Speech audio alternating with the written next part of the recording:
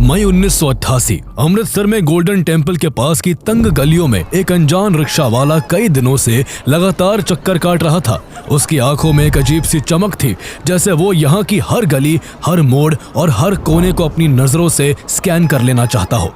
उस दौरान सिखों के सबसे पवित्र स्थान गोल्डन टेम्पल में एक बार फिर से सैकड़ों सेपरेटिस्ट ने कब्जा जमाकर भारत सरकार की नींद उड़ा रखी थी। सरकार इस बार 1984 में हुए ऑपरेशन ब्लू स्टार की तरह ऐसा कोई कदम नहीं उठाना चाहती थी जिससे गोल्डन टेम्पल के किसी भी हिस्से को नुकसान पहुंचे। इसलिए इस बार गोल्डन टेम्पल को बिना कोई नुकसान पहुंचाए मिलिटेंट्स को खाली करवाने का एक खुफिया मिशन जारी था। कोई नहीं जानता था कि दिखने में ये साधारण सा रिक्शा वाला असल में सरकार की उसी योजना का एक हिस्सा है। 10 दिनों तक वो रिक्शा वाला यूं ही चुपचाप इन गलियों में मंडराता रहा और इसी बीच उसने एक ऐसा दाव चला कि अलगाववादी उसे अपना आदमी मानने लगे। उसने उनसे कहा कि वो ISI का एजेंट है और पाकिस्तान ने उसे उनकी मदद के लिए भेजा है। सेपरेटिस्ट का भरोसा जीतकर वो गोल्डन टेम्पल के अंदर दाखिल हो गया और फिर उसने वहां की हर दीवार, हर नुक्कड़, आतंकियों की संख्या, उनके हथियार और उनकी पोजीशन तक सब कुछ अपनी आंखों में कैद कर लिया। 2 दिन बाद उस शख्स की इंफॉर्मेशन के बेस पर गोल्डन टेम्पल के पास NSG के 1000 कमांडो पहुंचे और वहां 9 दिनों तक ऐसा ऑपरेशन चला जिसमें बिना एक भी सोल्जर और सिविलियन की जान गंवाए गोल्डन टेम्पल को अलगाववादियों से मुक्त करवा लिया गया। ये सिर्फ एक मिशन की नहीं बल्कि उस शख्स की कहानी है जिन्होंने अपनी जिंदगी में न जाने ऐसे कितने डेयरिंग ऑपरेशंस को अंजाम दिया है। केरल के दंगों को शांत करने से लेकर मिजोरम में उठ रही अलग देश की मांग को खत्म करने और सिक्किम को भारत का हिस्सा बनाने में उन्होंने अहम भूमिका निभाई। उन्होंने पाकिस्तान में 7 साल तक जासूसी कर खुफिया जानकारियां निकालने से लेकर कंधार हाईजैक के समय आतंकियों की आंखों में आंखें डालकर नेगोशिएशन करने तक का काम किया। जब भी देश की सिक्योरिटी खतरे में आई, देश ने उनको हमेशा सबसे आगे पाया। पाकिस्तान में घुसकर की गई 2016 की उरी सर्जिकल स्ट्राइक हो या फिर 2019 की बालाकोट एयर स्ट्राइक, उन्होंने भारत की सुरक्षा नीति को ऐसे बदला कि आज जरूरत पड़ने पर भारतीय सेना दुश्मन को उसके घर में घुसकर मारती है। ये कहानी है इंडिया के जेम्स बॉन्ड और चाणक्य के नाम से पूरे वर्ल्ड में पॉपुलर भारत के national security adviser Ajit Doval की। अजीत कुमार डोभाल का जन्म 20 जनवरी 1945 को उत्तराखंड के पौड़ी गढ़वाल जिले में एक फौजी परिवार में हुआ। उनके पिता GN डोभाल सेना में मेजर के पद पर तैनात थे। अजीत डोभाल ने अजमेर के king George's royal Indian military school से अपनी स्कूलिंग पूरी की। एक तरफ जहां उनके घर और स्कूल में मिलिट्री डिसिप्लिन का माहौल था, तो दूसरी ओर उनके ननिहाल में पॉलिटिक्स का एनवायरनमेंट था। उनकी मां कांग्रेस लीडर HN बहुगुणा की चचेरी बहन थी, जो बाद में उत्तर प्रदेश के मुख्यमंत्री भी बने। ऐसे 2 तरह के माहौल ने उनके भीतर देश सेवा का जज्बा और राजनीति की गहरी समझ दोनों भर दी, जो आगे चलकर उनके करियर में गेम चेंजर साबित हुई। 1967 में उन्होंने आगरा यूनिवर्सिटी से इकोनॉमिक्स में मास्टर डिग्री हासिल की और फिर सिविल सर्विसेज को अपने करियर के रूप में चुना। अगले साल 1968 में उन्होंने केवल 22 साल की उम्र में अपने फर्स्ट अटेम्प्ट में ही UPSC का एग्जाम क्लियर कर लिया और वो IPS बन गए। उनकी पहली पोस्टिंग केरला के कोट्टयम डिस्ट्रिक्ट में असिस्टेंट सुपरिटेंडेंट ऑफ पुलिस यानी ASP के तौर पर हुई। उन्होंने केरला में करीब 4 साल तक चार्ज संभाला और इस बीच एक इंसिडेंट ऐसा हुआ जो उनके करियर का पहला सबसे बड़ा काम बना। हुआ कुछ यूं कि 28 दिसंबर 1971 को कन्नूर डिस्ट्रिक्ट के थल्लासेरी में एक लोकल टेम्पल मेलुटू श्री मुथप्पन मदपुरा से हर साल की तरह एक जुलूस निकाला जा रहा था। जैसे ही ये जुलूस होटल नूर जहां के पास पहुंचा, होटल से एक आदमी ने इस जुलूस के ऊपर एक जूता फेंक दिया। गुस्से में इस जुलूस में शामिल लोगों ने उस होटल में तोड़फोड़ कर दी। इसके बाद हिंसा भड़क उठी और देखते ही देखते पूरे इलाके में दंगे फैल गए। मुस्लिम समुदाय ने राइट भड़काने का आरोप RSS पर लगाया। वही CPIM भी मुसलमानों के पक्ष में खड़ी हो गई, जिससे टकराव और बढ़ गया और केवल 4 दिन के अंदर ही थल्लासरी में कम्युनल दंगों की 569 घटनाएं दर्ज हुई। हालातों को बेकाबू होता देख केरला के तत्कालीन होम मिनिस्टर K करुणाकरन को एक ऐसे पुलिस ऑफिसर की जरूरत थी जो हालात को नियंत्रण में ला सके। ऐसे में कुछ सीनियर अधिकारियों ने के करुणाकरण को इस काम के लिए अजीत डोभाल का नाम सुझाया। इसके बाद 2 जनवरी 1972 को अजीत डोभाल का थल्लासरी ट्रांसफर कर दिया गया। थल्लासरी का चार्ज संभालते ही अजीत डोभाल बिना ब्रेक लिए अपने काम में लग गए और उन्होंने उस दंगे से जुड़ी हर छोटी से छोटी जानकारी जुटानी शुरू कर दी। जिन इलाकों में बड़े से बड़ा सीनियर ऑफिसर्स जाने से कतराता था, वहां अजीत डोभाल सीधे लोगों के बीच पहुंच गए। उन्होंने कोई पुलिस या कार्रवाई करने के बजाय समस्या की जड़ तक पहुंचकर काम किया। पहले दोनों तरफ के लोगों की परेशानी को समझा, उनके लीडर से अकेले में बैठकर बात की और फिर उन्हें शांत होने के लिए राजी कर लिया। उनकी इंटेलिजेंस का ऐसा असर हुआ कि केवल 1 हफ्ते के अंदर लोग न केवल लड़ाई बंद करके अपने अपने घर लौट गए, बल्कि दोनों तरफ से जो भी लूटपाट हुई थी वो लूटे हुए सामान भी उन्होंने एक दूसरे को वापस लौटा दिए। जिस काम को पूरे स्टेट की पुलिस नहीं कर पा रही थी, उसे एक युवा एएसपी ने सिर्फ 1 हफ्ते में कर दिखाया था। थल्लासरी में राइट कंट्रोल के बाद अजीत डोभाल अगले 6 महीनों तक वही पोस्टेड रहे। इस दौरान उनके काम के चर्चे केरल से दिल्ली में बैठे कैबिनेट मिनिस्टर्स और इंटेलिजेंस ऑफिसर्स तक पहुंचने लगे थे। उनकी नेगोशिएशन और लीडरशिप एबिलिटी ने इतना प्रभाव डाला कि आईबी ने उन्हें अपने ऑपरेशंस यूनिट में शामिल करने का फैसला किया और इस तरह सिर्फ 4 साल की स्टेट सर्विस के बाद 1972 में डोभाल को दिल्ली बुला लिया गया और आईबी के डायरेक्ट ऑपरेशन विंग से जोड़ दिया गया। यहीं से उनका स्पाई मास्टर और इंडिया के जेम्स बॉन्ड बनने का सफर शुरू होता है। उस समय मिजोरम असम राज्य का हिस्सा हुआ करता था। मिजोरम की जनता 1960 के दशक में पड़े भयानक अकाल से बुरी तरह प्रभावित थी, इसलिए वहां के लोगों ने स्टेट गवर्नमेंट से मुआवजा मांगा, लेकिन जब सरकार ने मुआवजा नहीं दिया तो लोग गुस्से से भर गए। गुस्से ने एक rebel group Mizo national front MNF को जन्म दिया, जिसे आर्मी के एक एक्स हवलदार लाल डेंगा ने बनाया था। उसी समय एक और बड़ी घटना हुई। असम सरकार ने एक रूल लागू किया कि सरकारी नौकरी सिर्फ वही लोग पा सकते थे जिन्हें असमीज भाषा आती है। इसका साफ मतलब था कि मिजो लोगों के लिए अब असम में सरकारी नौकरी पाना बेहद मुश्किल हो गया था। मिजो नेशनल फ्रंट और लाल डेंगा के भारी विरोध के बाद भी असम सरकार पर कोई असर नहीं पड़ा और राज्य सरकार ने एक और कंट्रोवर्शियल फैसला लेते हुए असम राइफल की उस 2nd बटालियन को बर्खास्त कर दिया, जिनमें अधिकतर मिजो सैनिक थे। ये देखकर मिजोरम के लोगों के गुस्से की कोई सीमा नहीं रही और आम लोगों के साथ साथ इस बटालियन से निकाले गए जवानों ने भी मिजो नेशनल फ्रंट को ज्वाइन करना शुरू कर दिया। उनमें से 7 कमांडो लाल डेंगा के लॉयल साथी बन गए और उन्होंने अपने लोगों के हक के लिए सरकार के खिलाफ हथियार उठाने की घोषणा कर दी। एक झटके में ट्रेन कमांडोज के सपोर्ट से लाल डेंगा की ताकत बढ़ गई। उन्होंने जल्दी ही मिजोरम को भारत से अलग एक नया देश घोषित कर दिया और जगह जगह भारतीय झंडे की जगह मिजो नेशनल फ्रंट का झंडा लहरा दिया। उस समय केंद्र में कांग्रेस की सरकार थी और इंदिरा गांधी देश की प्रधानमंत्री थी। चूंकि इन सब में आम जनता भी मिजो नेशनल फ्रंट के साथ थी, इसलिए वो चाहकर भी मिजोरम में कोई मिलिट्री एक्शन नहीं ले पा रही थी। वो बिना मिलिट्री एक्शन के यहाँ शांति स्थापित करना चाहती थी, इसलिए उन्होंने इसकी जिम्मेदारी इंटेलिजेंस एजेंसीज को सौंप दी। आईबी ने इतने बड़े काम का जिम्मा अजीत डोभाल को सौंपा और 1972 में ही उन्हें सब्सिडियरी इंटेलिजेंस ब्यूरो SIB का हेड बनाकर मिजोरम भेज दिया गया। वहां पहुंचते ही उन्होंने खुफिया जानकारी जुटाना शुरू कर दिया और कुछ ही समय में पता लगा लिया कि लाल डेंगा की असली ताकत उनके वो 7 एक्स कमांडर हैं। उन्हें ये भी पता चला कि कुछ मुद्दों पर इन एक्स कमांडर्स के लाल डेंगा से आइडियोलॉजिकल डिफरेंसेस भी हैं। MNF की इसी वीकनेस पर डोभाल ने वार किया। वो इन कमांडरों से गुपचुप तरीके से मिलने लगे और MNF की एकता को तोड़ने के काम में लग गए। कुछ ही दिनों में उन्होंने इस कदर उनका विश्वास जीत लिया कि ये कमांडर अजीत डोभाल के घर आने जाने लगे। मिजोरम में अजीत डोभाल के साथ उनकी पत्नी भी रह रही थी। एक दिन वो अपने घर सुअर का मांस लेकर आए और अपनी पत्नी से कहा कि कुछ खास गेस्ट डिनर पर आने वाले हैं, लेकिन उन्होंने अपनी पत्नी को ये नहीं बताया कि ये सुअर का मांस है और उनके घर पर आने वाले मेहमान असल में मिलिटेंट्स हैं। काफी सालों बाद इसके बारे में जब उन्होंने अपनी पत्नी को बताया तो वो उन पर खूब गुस्सा हुई थी। हालांकि अजीत डोभाल के तौर तरीके ही कुछ ऐसे थे कि वो जरूरत पड़ने पर लीक से हटकर काम करते, जिसमें जान का खतरा भी होता था। जब उन्होंने उन मिलिटेंट्स का भरोसा जीत लिया तो उन्होंने धीरे धीरे उनको इंडियन गवर्नमेंट के साथ समझौता करने के लिए मनाना शुरू कर दिया।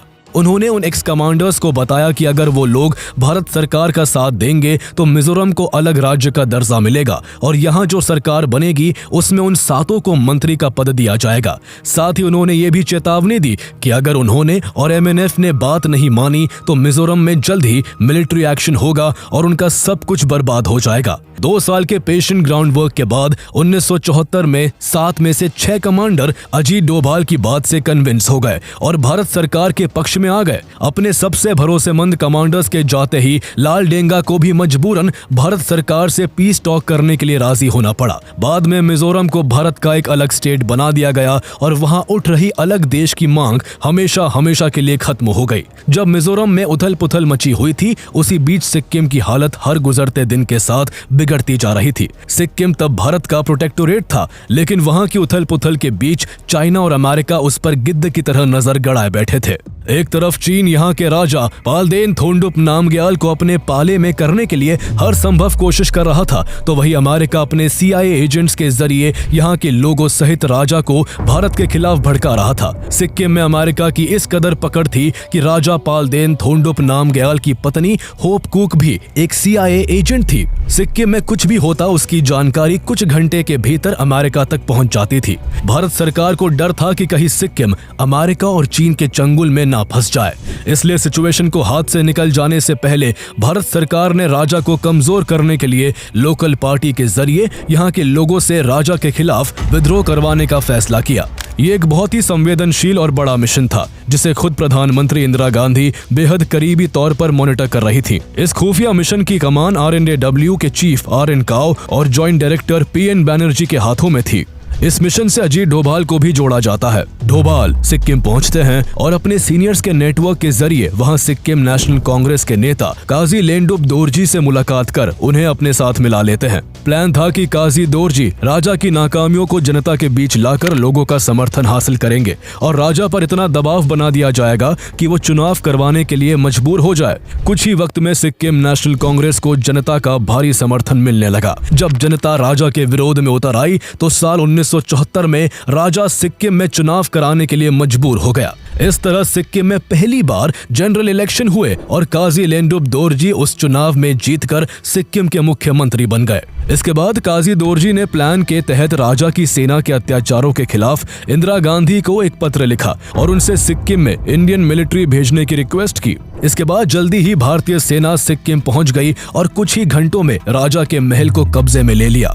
राजा महल छोड़कर भाग निकला। इस दौरान सिक्किम में एक रेफरेंडम करवाया गया जिसमें 97% से ज्यादा लोगों ने भारत के साथ जाने के पक्ष में वोट किया। इसके बिहाफ पर 16 मई 1975 को इंडियन कॉन्स्टिट्यूशन के 36 अमेंडमेंट के जरिए सिक्किम को भारत के साथ मर्ज कर भारत का 22वां राज्य बना दिया गया।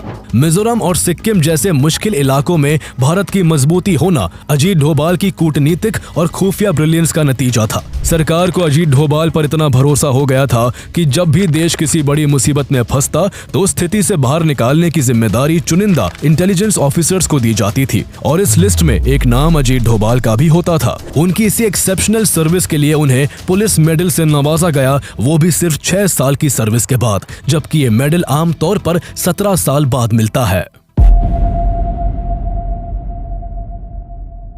अजीत डोभाल अपने शानदार काम की वजह से नेशनल सिक्योरिटी के की प्लेयर्स में से एक बन चुके थे। 1974 में जब भारत ने अपना पहला न्यूक्लियर टेस्ट किया तो भारत की बढ़ती ताकत से पाकिस्तान की नींद उड़ गई। इस बीच पाकिस्तान भी चुपचाप चीन की मदद से पंजाब के कहोता इलाके में परमाणु हथियार बनाने में लगा हुआ था। हालांकि इंडियन इंटेलिजेंस को इसकी भनक लग गई। उस समय पाकिस्तान में एक्टिव RNAW के एजेंटों ने बताया कि वहां एक अल्ट्रा सीक्रेट न्यूक्लियर फैसिलिटी बन रही है। इंदिरा गांधी को यह किसी भी कीमत पर रोकना था, इसलिए RNAW ने साल 1977 में एक बेहद high risk mission operation Kahuta शुरू किया, जिसका मोटिव पाकिस्तान के सीक्रेट न्यूक्लियर वेपन प्रोग्राम का पता लगाना और उसकी पुष्टि करना था। लेकिन दिक्कत यह थी कि डायरेक्ट कोई भी आदमी उस न्यूक्लियर प्लांट में घुस नहीं सकता था। सिक्योरिटी इतनी टाइट थी कि एक एक्स्ट्रा शैडो भी दिख जाती तो गोली मार दी जाती। तब एक नया तरीका निकाला गया कि अगर न्यूक्लियर वेपन प्रोग्राम में काम कर रहे किसी पाकिस्तानी साइंटिस्ट के बाल या नाखून मिल जाए तो उनकी जांच करके ये पता लगाया जा सकता है कि वो किसी न्यूक्लियर प्रोग्राम का हिस्सा है या नहीं, क्योंकि जो लोग न्यूक्लियर मटेरियल के पास काम करते हैं उनके शरीर पर माइक्रोस्कोपिक रेडियोएक्टिव पार्टिकल्स चिपक जाते हैं। ऐसे खुफिया काम के लिए जहां RNAW के एजेंट्स पाकिस्तान में पहले से ही एक्टिव थे, वही अजीत डोभाल को भी पाकिस्तान भेज दिया गया। उन्होंने वहां एक अंडरकवर स्पाई के रूप में काम शुरू किया और कहूटा न्यूक्लियर प्लांट के आसपास रहकर धीरे धीरे साइंटिस्ट की पहचान निकालनी शुरू की।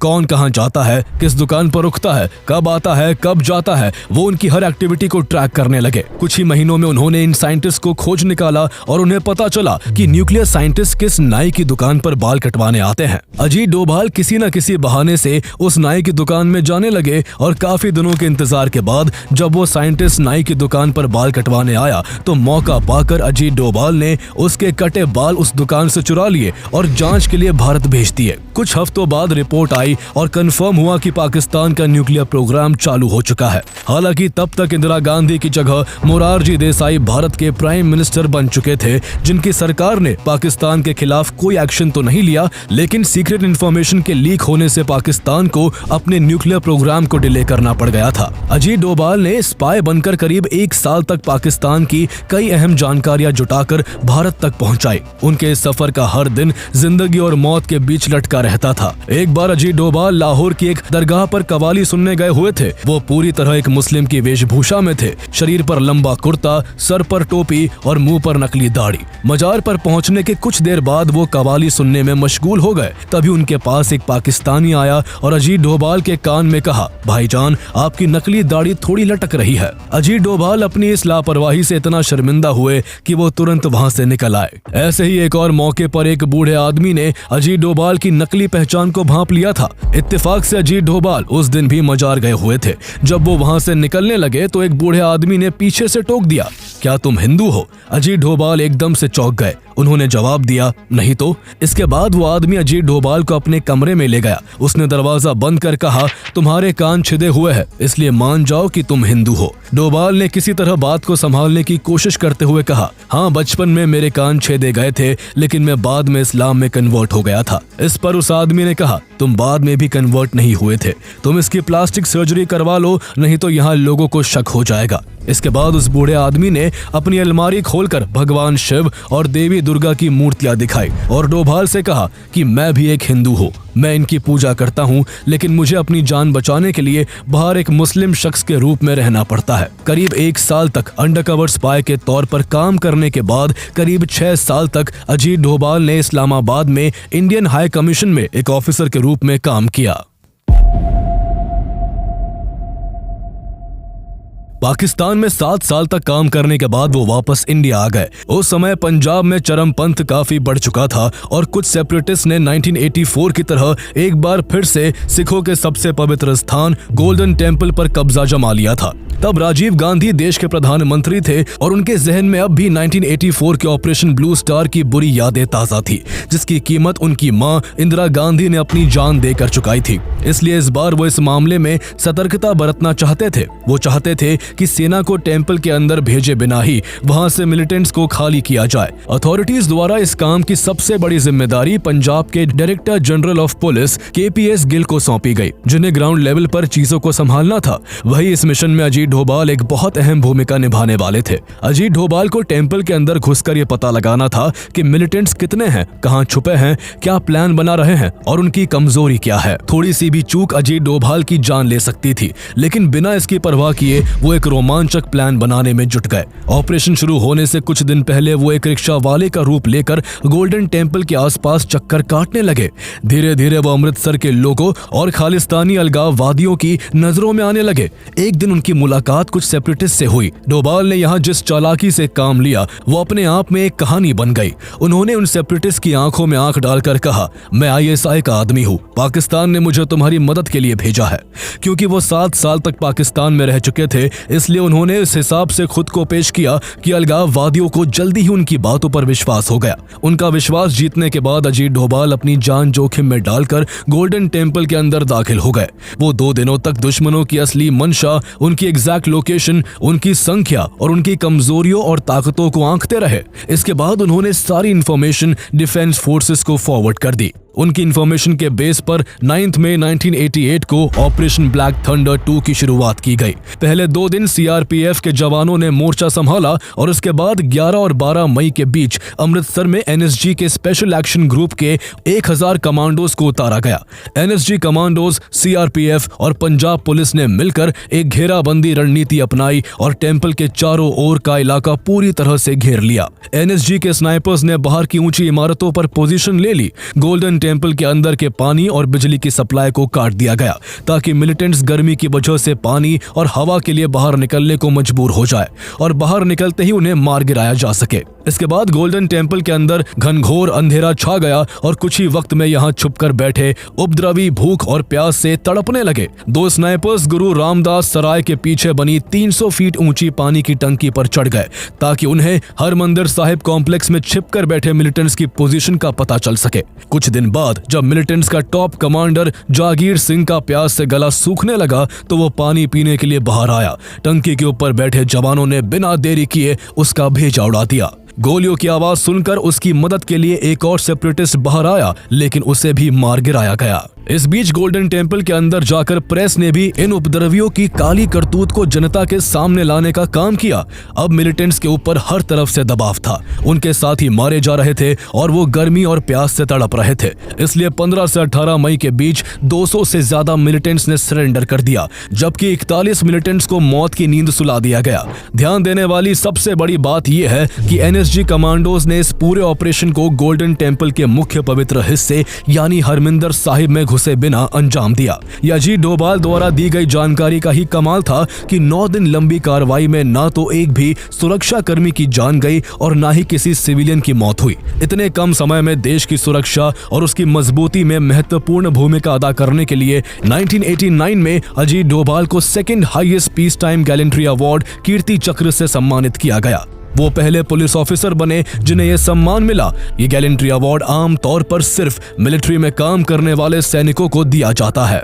पंजाब में शांति बहाल हो जाने के बाद 1992 में अजीत डोभाल को लंदन स्थित इंडियन एम्बेसी भेज दिया गया। वहां उन्होंने 4 साल तक काम किया। इस दौरान जम्मू कश्मीर में कूका परे नाम का एक आदमी पाकिस्तान के साथ मिलकर यहां हिंसा फैला रहा था। लोकल लोगों में उसकी पकड़ थी और वो खुद को सबका लीडर बताता था। हालात और ना बिगड़ पाए, इसलिए सरकार ने फिर से अजीत डोभाल को याद किया और उन्हें कश्मीर भेज दिया। उन्होंने कूका परे से कई मीटिंग की और उसे कुछ ही महीनों में साइट चेंज करने के लिए कन्विंस कर लिया। अजीत डोभाल के प्लान की वजह से कश्मीर में धीरे धीरे शांति लौटने लगी। उनके प्रयासों के कारण ही 1996 में जम्मू एंड कश्मीर में चुनाव करवा पाना मुमकिन हो सका।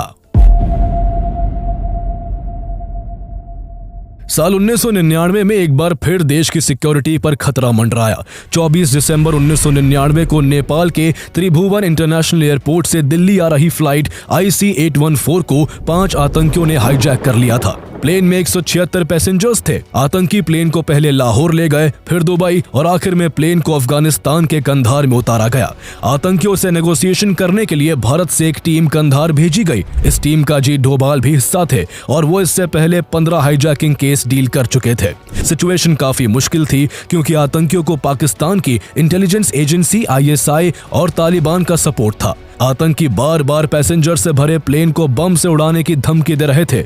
अजीत डोभाल ने जब उनसे उनकी डिमांड पूछी तो आतंकियों ने पैसेंजर्स की रिहाई के बदले भारत की जेलों में बंद 36 आतंकियों की रिहाई और $200 मिलियन की फिरौती की मांग की। अजीत डोभाल ने ऐसी मुश्किल घड़ी में भी हाईजैकर्स को 36 की जगह केवल 3 आतंकियों की रिहाई पर राजी होने के लिए तैयार कर लिया। उनके नेगोशिएशन से भले ही रिहा हुए आतंकियों की संख्या कम हुई, लेकिन फिर भी यह भारत के लिए एक बड़ा सेटबैक था, क्योंकि रिहा किए हुए उन 3 आतंकियों में मौलाना मसूद अजहर भी था, जिसने आगे चलकर जैश-ए-मोहम्मद नाम की टेररिस्ट ऑर्गेनाइजेशन बनाकर भारत पर कई अटैक करवाए। इसके बाद के अगले कुछ साल अजीत डोभाल अपने काम में लगे रहे और उनकी काबिलियत को देखते हुए जुलाई 2004 में उन्हें IB का डायरेक्टर बना दिया गया। लेकिन कांग्रेस सरकार से रिश्ते अच्छे न होने की वजह से वो केवल 6 महीनों बाद ही जनवरी 2005 में रिटायर हो गए, जबकि IB का डायरेक्टर जनरली 2 साल तक अपने पद पर बना रहता है। हालांकि रिटायरमेंट के बाद भी वो बाहर से IB के कामों से जुड़े रहे। रिटायर होने के 3 महीने बाद ही उन्हें पता चला